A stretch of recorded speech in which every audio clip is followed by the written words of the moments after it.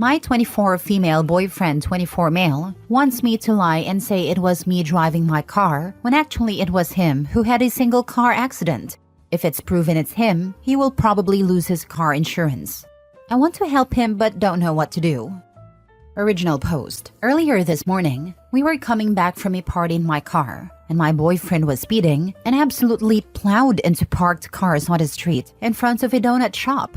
My car is totaled, and the other two cars probably are as well. The cops showed up in record time, and while we were separated, he told them it was me who was driving. The donut shop apparently had video and caught the whole thing.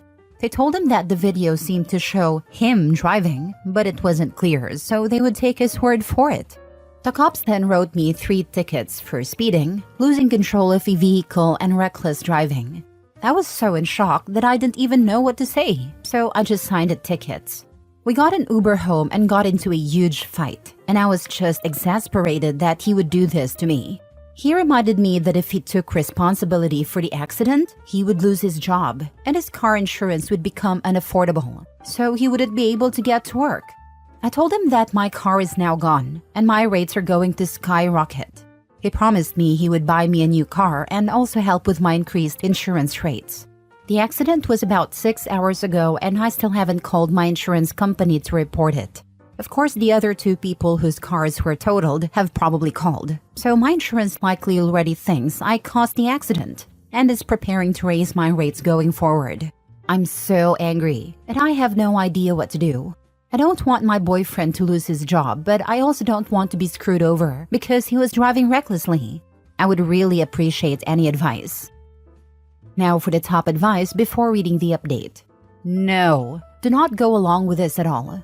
I'm an insurance adjuster, so here are the consequences for you, assuming this is in the US. 1. Your car, your insurance, is primarily responsible for the damages, injuries, etc., even if he was driving. By lying about who was driving, you are committing insurance fraud. This is a crime that can range from a misdemeanor to a felony, and they will prosecute you and your boyfriend. 2. When you're found to be committing insurance fraud, they will drop you. And you will have a hard time getting insurance because your name will go into a national database for fraudulent items. Forget high rates. Worry about being insurable at all. 3. If you're caught lying to your insurance company about fraud, they can deny your entire claim. All of it. Do you want to be responsible for paying for your car and 2 other cars? 4. Lying to the police can lead to charges for both you and him for filing a false report.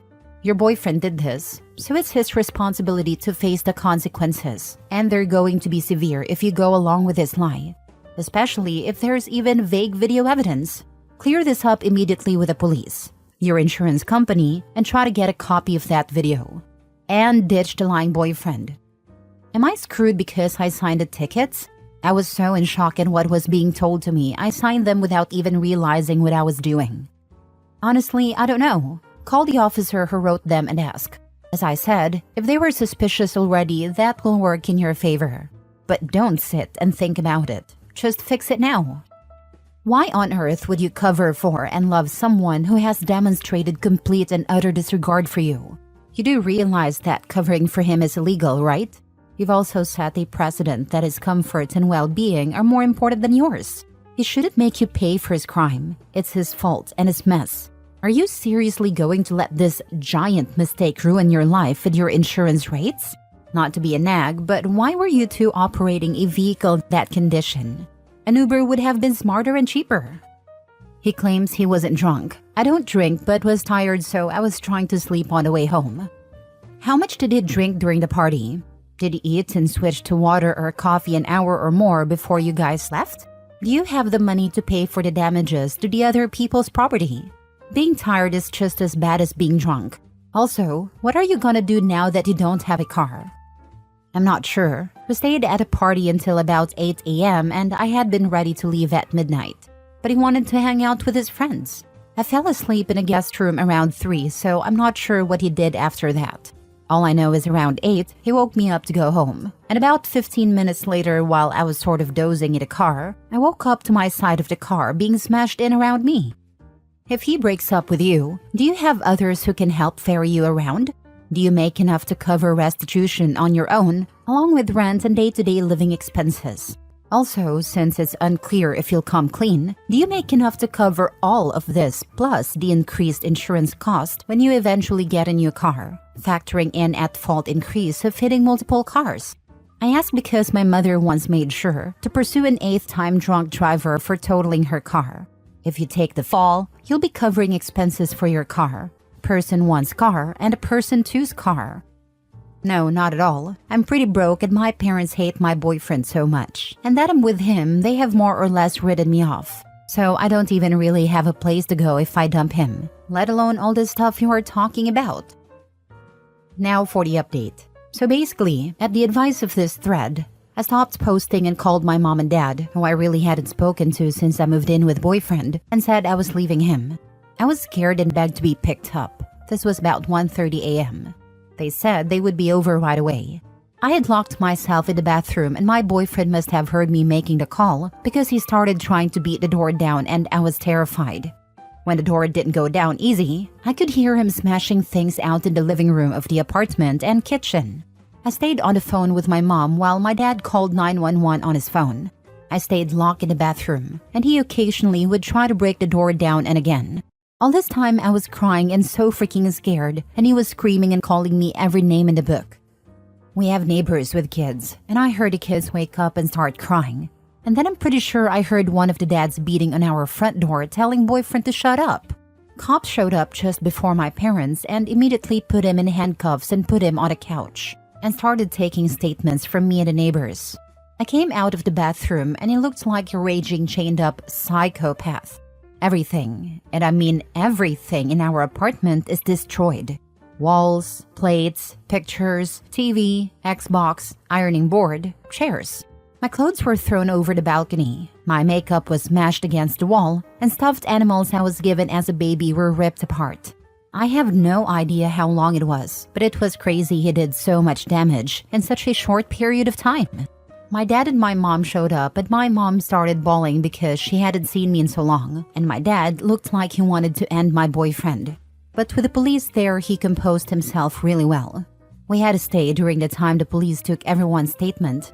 It was clear he was going to be arrested for a ton of stuff. I started telling them what caused all this and the story from earlier in the morning. So the officer asked me to get the tickets, and it turns out the officer who wrote the tickets this morning is the guy from the night incident's direct supervisor. So they're going to talk today and if need be, maybe go back to the donut place and look at the footage. Then the worst thing of all happened. My mom was standing sort of by the door as they were taking boyfriend out in handcuffs. My mom gave him a really nasty look and he said something like, "If she goes home with you, you'll just have another who blows her brains out." My older brother ended himself when he was 17 and I was 10. My mom has never gotten over it. Neither have I really. My mom reached out and slapped him as hard as she possibly could. So then the police had no choice but to arrest her as well. They were nice about it and loosely handcuffed her and took her to one of the squad cars. So I got dressed and tried to pack up and salvage whatever I could while my dad went down to bail out my mom. One of the 3 police stayed in a parking lot in his car, just in case any of boyfriend's boys showed up while I got what I could. My mom was in and out pretty quickly and is facing a misdemeanor battery charge which will probably go nowhere. But as you can imagine, while my parents were very happy to get me, they were extremely angry at what had transpired not only yesterday, but the last 6 months or so. I have a very long road ahead to repair the relationship with them. My dad has been mostly silent, but he did take me to the family attorney so he could start working on the stuff from the accident. He said it shouldn't be too hard to get me out of the tickets, and women especially take the fall for husbands or boyfriends' accidents way more often than you would think. I will probably still have to show up for court, but by that time, the investigation to show my boyfriend was the one really driving should be concluded and I will be dismissed. However, the thing that really sucks is that my state is a permissive use state, meaning that my insurance has to cover anyone who is driving my car. There is a good chance that my insurance company will fight it out with its company for overall liability, and it won't be as bad. But I'm still going to take a massive hit on car insurance premiums for a long time. Another good thing is the lease to the apartment is totally in his name, so I won't be responsible for any damages there. Plus, I didn't do anything to put holes in walls, and I can just walk away from that. This whole thing sucks so much, because even after all that happened, and as crazy as he knows, I know I still have feelings for him that I need to get in serious therapy right away to start dealing with. I can't have someone so destructive in my life who was willing to let me take the fall for all his crap and then scare the life out of me and threaten me.